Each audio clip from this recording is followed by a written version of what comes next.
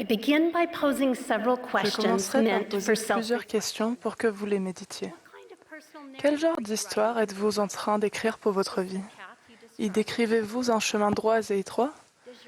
Est-ce que votre histoire se termine là où elle a commencé dans votre foyer céleste? Y trouve-t-on un modèle et est-ce le Sauveur Jésus-Christ? Je témoigne que le Sauveur est l'auteur et le consommateur de notre foi. L'inviterez-vous à être l'auteur et le consommateur de votre histoire? Il connaît la fin depuis le commencement. Il a été le créateur des cieux et de la terre. Il veut que nous retournions auprès de lui et de notre Père céleste. Il s'investit entièrement pour nous et veut que nous réussissions.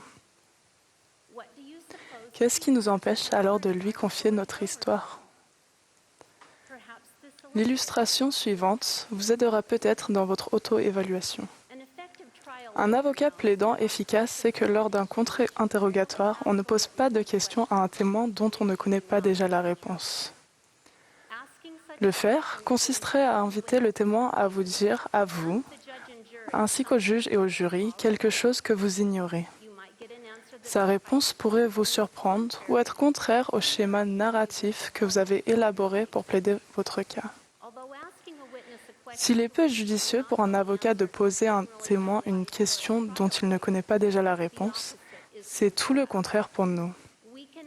Nous posons des questions à notre Père céleste aimant, au nom de notre Sauveur miséricordieux, et recevons des réponses de la part du témoin, qui est le Saint-Esprit, lequel témoigne toujours de la vérité.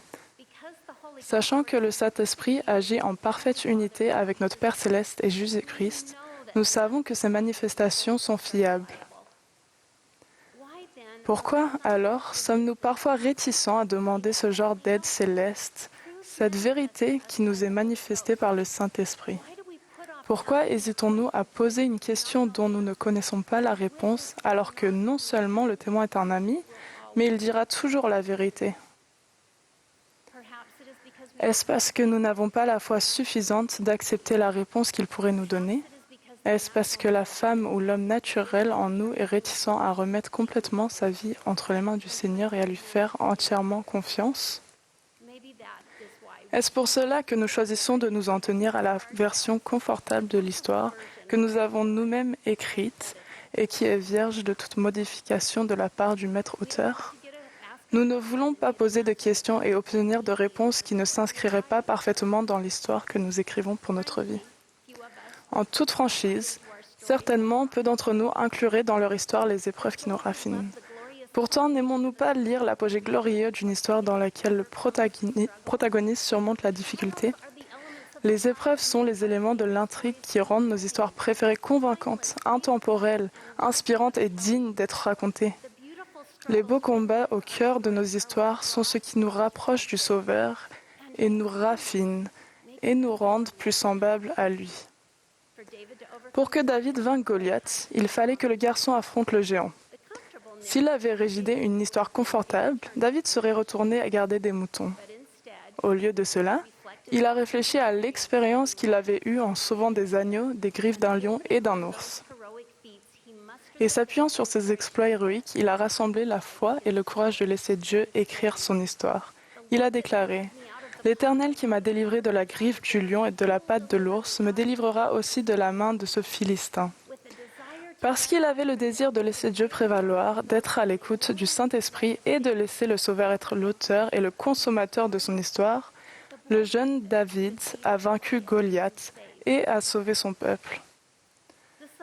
Bien sûr, le principe sublime qu'est le libre arbitre nous permet d'écrire nos propres histoires. David aurait pu rentrer chez lui, veiller sur des moutons. Mais Jésus-Christ se tient prêt à nous utiliser comme des instruments divins, des crayons taillés par sa main pour écrire un chef-d'œuvre. Par sa miséricorde, il est prêt à m'utiliser, moi, un crayon malingre, comme instrument entre ses mains, si j'ai la foi de le laisser faire, de le laisser écrire mon histoire. Esther est un autre bel exemple de disposition à laisser Dieu prévaloir. Plutôt que de s'en tenir à un récit prudent d'autoprotection, elle a exercé sa foi en se remettant complètement entre les mains du Seigneur. Aman complotait pour détruire tous les Juifs de Perse. Mardoché un membre de la famille d'Esther, eut connaissance du complot et lui écrivit, l'exhortant à parler au roi en faveur de son peuple.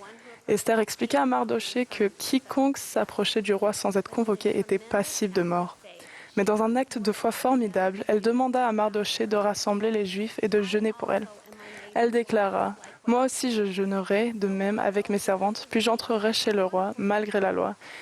Et si je dois périr, je périrai. » Esther était prête à laisser le Sauveur écrire son histoire, même si, à travers le prisme de la condition mortelle, la fin pouvait en être tragique. Heureusement, le roi reçut Esther et les Juifs de Perse furent sauvés. Bien sûr, un tel degré de courage est rarement attendu de nous. Toutefois, laisser Dieu prévaloir, le laisser être l'auteur et le consommateur de notre histoire exige que nous respections ses commandements et les alliances que nous avons contractées.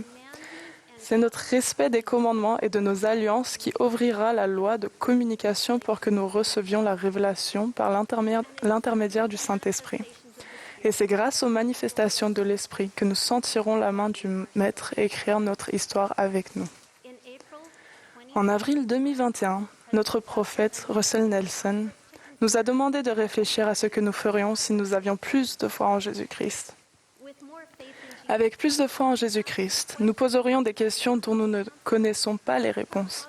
Nous demanderions à notre Père céleste au nom de Jésus-Christ d'y répondre par l'intermédiaire du Saint-Esprit qui témoigne de la vérité.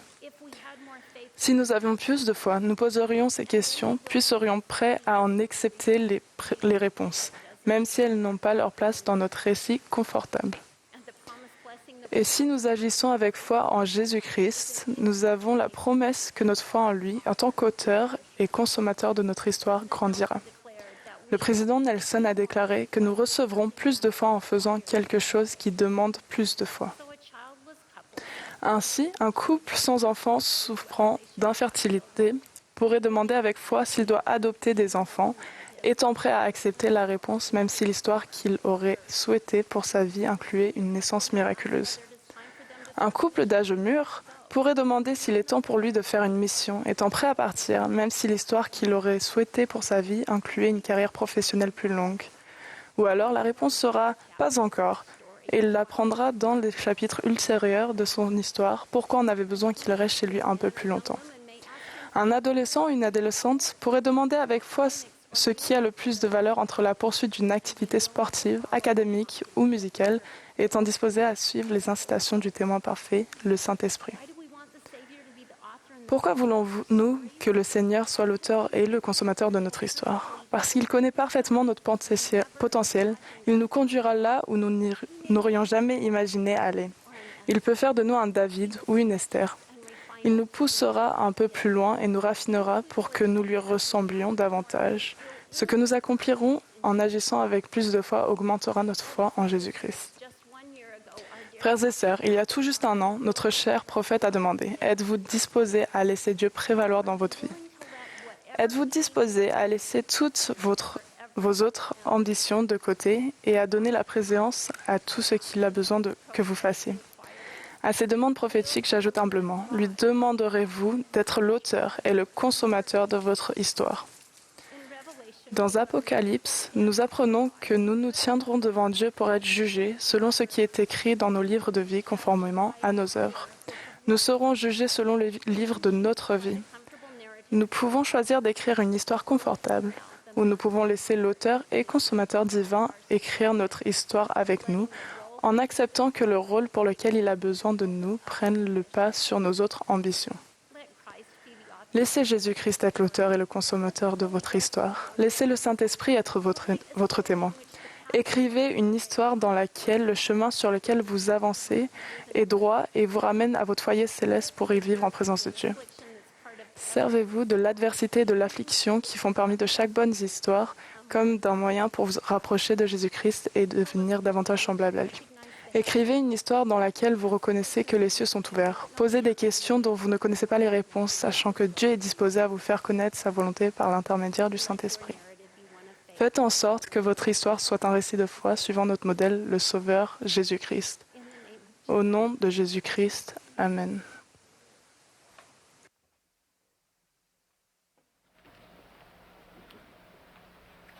Thank you, Sister.